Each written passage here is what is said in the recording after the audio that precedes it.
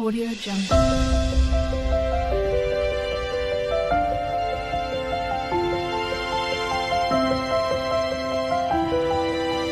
Audio Jungle. वैदिक समाज भारतीय इतिहास का अत्यंत महत्वपूर्ण चरण था, जो लगभग 1500 ईसा पूर्व से 600 ईसा पूर्व के बीच विकसित हुआ। इस काल को अर्कवैदिक और उत्तर वैदिक दो भागों में बांटा जाता है। अर्कवैदिक काल में समाज मुख्यतः जनजातीय और ग्रामीण जीवन पर आधारित था। लोग पशुपालन और कृषि पर निर्भर रहते थे। परिवार को कुल कहा जाता था और यह समाज की मूल इकाई थी। पिता को परिवार का मुखिया माना जाता था और स्त्रियों को सम्मानजनक स्थान प्राप्त था। वे यज्ञ, शिक्षा और धार्मिक कार्यों में भाग लेती थीं।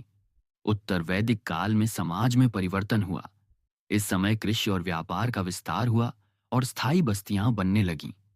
4 वर्णों ब्राह्मण, क्षत्रिय, वैश्य और शूद्र की व्यवस्था और स्पष्ट हो गई। ब्राह्मण ज्ञान और यज्ञ कर्मों के लिए, क्षत्रिय शासन और युद्ध के लिए, वैश्य व्यापार और कृषि के लिए तथा शूद्र सेवा कार्यों के लिए जिम्मेदार माने गए। इस समाज में धर्म और शिक्षा का विशेष महत्व था। वेद, उपनिषद और ब्राह्मण ग्रंथों ने जीवन के नैतिक और आध्यात्मिक आधार को मजबूती दी। आश्रम व्यवस्था, ब्रह्मचर्य, गृहस्थ, वानप्रस्थ और संन्यास जीवन जीने का आदर्श मानी जाती थी।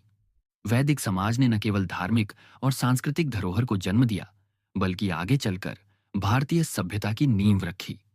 इस समाज की विशेषता थी सरलता, प्रकृति के प्रति आस्था और ज्ञान की खोज। Audio Jungle.